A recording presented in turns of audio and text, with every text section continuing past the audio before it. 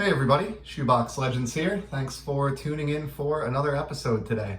And in this installment, we're going to take a look at a couple of rarer additions to my ever-expanding Xander Bogaerts collection.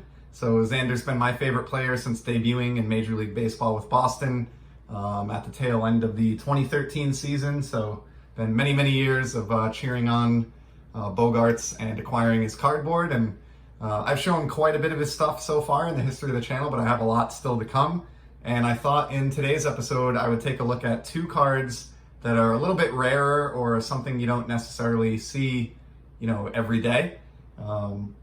So the first one that I wanted to touch on actually has to do with this Allen & Ginter rookie card that you see here in frame. So this is, of course, Xander's mini rookie card from Allen & Ginter in the 2014 set specifically. You can actually see along the bottom border of the card, it says 2014 there. That was Xander's rookie season, and obviously having a decent collection of his stuff, I've picked up this mini of his Allen & Ginter rookie, which I do like quite a bit. Has a unique fielding photograph here that I appreciate with the green monster in the background, and I just love the tobacco era kind of vibe of this one. So really cool card. I've already shown this one off in the past here on the channel, so it's not one of the two cards that we're speaking about here today, but it is important for contextual reasons. So as I said, this rookie came in 2014 in the A&G set, and the very following year in the 2015 release, Allen & Ginter was essentially celebrating 10 years as a brand for Topps. They started, of course, in the 2006 season with the very first Allen & Ginter set, and so the 2015 release was the 10th anniversary of Allen & Ginter. And as part of that celebration, Topps issued some buybacks, or initiated a buyback program within the realm of Allen & Ginter. So you could pull from packs of 2014 Allen & Ginter previous A&G cards from prior year sets that were stamped with a 10th anniversary buyback stamp. And these were available in full size and mini. And here's an example of a mini. So this is the 2007 mini of Fyodor Dostoevsky, Russian author. And this is an original 2007 mini card that Topps bought back, stamped with this 10th anniversary issue foil stamp here, and then included in a Allen & Ginter 2015 frame. They did do buybacks of the full-size A&G cards as well. I didn't pull one out here for the video today, but essentially they were full-size A&G cards from previous sets without a frame, and they also had this 10th anniversary issue stamp alongside them. So I love this one actually in particular. It's kind of an obscure card, but really love the novel Crime and Punishment by Dostoevsky. I've actually read it cover to cover a few times, which if you know that book and you're familiar with how long it is, that's no small feat. So always loved that one, and always admired him as an author as a result of my love for that book. So grabbed that obscure mini buyback back in the day off ComC, and that just is here again to give you a sense of what that buyback program looked like in 2015. So it doesn't take a lot to figure out where this is going, but put two and two together, and I saw this card pop up on ComC maybe 2 or 3 years ago now, and it was one of those moments where I could not buy this thing fast enough. It was listed at like $8. I had never seen one before in all my hundreds of searches of Bogaerts cards on ComC and eBay and other places, and I've never seen one since. Very glad that I was able to take it home and add it to my collection. And it is, of course, the 10th anniversary buyback version of Xander's 2014 Allen & Ginter rookie card. Pretty damn cool and pretty damn rare, if you ask me.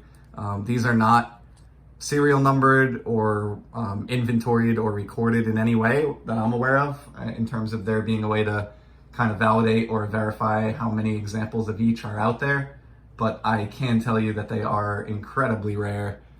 As I said, I've been searching out Bogaerts cards pretty religiously for about 8 years now, and I've never seen another copy of this buyback surface in the time since, and I never saw one prior. So for less than $10, while it's pretty obscure, I thought this was just an amazing amazingly rare and kind of cool addition to my Zander rookie card collection. So really happy that I was able to reel that one in. And those are the kind of pieces that I take a lot of pride in. You know, it's cool to have autographed rookie cards and things like that, but these types of obscure, you know, really rare cards that you just don't run into in the wild, I think are a really neat and important part of my Bogaerts player collection. And on that note, the other item that I have to share is kind of unique as well. So I picked this up off of eBay the other day, and what this is one of those regionally issued Topps team sets that they've done every year going back, you know, probably somewhere in the realm of 10 to 15 years now. I think they still do these as far as I know. And obviously this is a Red Sox team set, as you can see, and these would have been available in retail stores back when that was a thing. And you know, you could just, it was an easy way for like $5 suggested retail price to get kind of all the Red Sox out of that year's Topps flagship set. And so have these going back many years in my Red Sox collection, but realized when I was compiling my inventory recently of Bogaerts cards that I didn't have the team issued rookie card as a single, sort of in my Z-Folio or Zander collection. So went online and was able to find this for, I think, $5 and a couple bucks shipping, and actually going to pry this open right now, and we'll take a quick look at these. And obviously the one card in particular that I'm extremely excited about here is the Zander Rookie. But we have the whole team because that's just how they come. Couple differences here. There's no foil used on these. So you can see the Topps logo in the upper left corner is just plain white logo. And this bar here, which kind of separates the nameplate and the photograph, this wavy bar is just a gray matte color, whereas, you know, that was foil in the actual 2014 release. And then the biggest difference along with that is the numbering on these cards. So these are numbered BOS hyphen card name. Another easy way to tell these apart from the Topps flagship counterparts. Obviously this is a cool set as well because Boston was coming off a World Series championship in 2013. So a lot of the guys that are in this team set were on that World Series champion roster, including the recently retired Dustin Pedroia, AJ Pierzynski. Nice shot of Big Papi in the 2014 release. Always liked this photograph. Do wish they had cropped it out just a little bit further, but I like what they went for here in terms of the photo selection. Junichi Tazawa, reliable bullpen arm for that championship team and for a number of years there. Johnny Gomes, fun personality in that group. Pretty sure he's out of baseball at this point, years later. And here is the card that I was super excited about. Actually going to take an opportunity to sleeve this one up, and I'll be adding it to my inventory later. But you have here the Xander Bogaerts Boston Red Sox Team Set rookie card. And this, of course, is card number BOS 12, whereas his standard rookie is card number 133 on the 2014 Topps checklist. So essentially, this entire purchase, while it wasn't a big one, you know, at $5 plus shipping, it was really intended just to get me that lone Bogaerts card that you see in front of you. Another easy way to identify this Bogaerts rookie over other copies is the rookie card logo is up here in the left corner, jammed behind the Topps logo, and that is only the case for the team issued rookie, not the case for his standard Topps rookie. So, you know, for $5, given what's happened with his rookie cards in this market that we've been in over the last, you know, year or so, and specifically with the season that he is having in 2021, his rookie cards have gone up quite a bit in value. And so even this one, even though this one's a little bit obscure and is not, you know, a mainstream rookie that would necessarily be chased by non-hardcore collectors, I thought it was a unique way to add another official Xander rookie card to my total, which is growing increasingly difficult to do over time. Let's take a look at the rest of this team set, and I just have one more thing to show off. We've got PV, Mike Napoli, Koji Uehara, cool card there. Jackie Bradley Jr., Future Stars, love that one. Definitely one of the best fielding center fielders I've seen in recent memory. John Lester, The green monster in the background there. The old reliable John Lackey. Will Middlebrooks, this guy was going to be a huge deal for about a season and a half there. Really burst onto the scene in Boston. And I do remember a brief period of time where I swear I was as excited about Will Middlebrooks as I was Xander Bogaerts or Mookie Betts or any of those other guys. Here's a Felix Dubront. He was an effective pitcher, but ran his mouth and ran himself right out of town, and I think was out of baseball shortly thereafter. That was unfortunate. Clay Buchholz, who authored a no-hitter with Boston early in his career. Shane Victorino, quite literally as the Flying Hawaiian. Pretty great photograph on that one. Always love that. And then the other thing that's cool about these team sets, you have this save 50 cents coupon. I don't believe this is probably going to do me any good any longer. Looks like it expired in September of 2014. But many of those team sets feature ballpark cards like this at the end.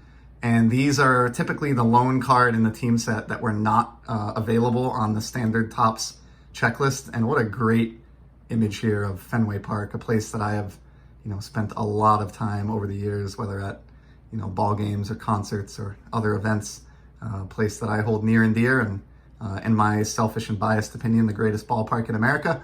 But no matter what you think, I think you would probably have to admit that's a pretty fine looking baseball card right there. And last card on the checklist at BOS 17. So it's the final card in the 17 card team set issued in 2014. But again, that one was all about the Zander Rookie. Now, just to throw a curveball in here before we end the video, I already had a 2014 Topps Red Sox team set. So why did I go out and buy another one to open up on today's video? The reason is I don't want to open the one that I have because it just so happens that it has the Zander Rookie that I've been talking about here front and center.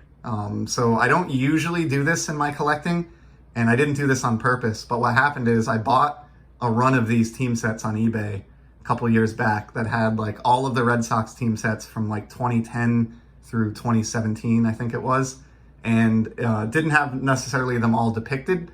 And I was pleasantly surprised that when this arrived, the Bogaerts rookie card was front and center.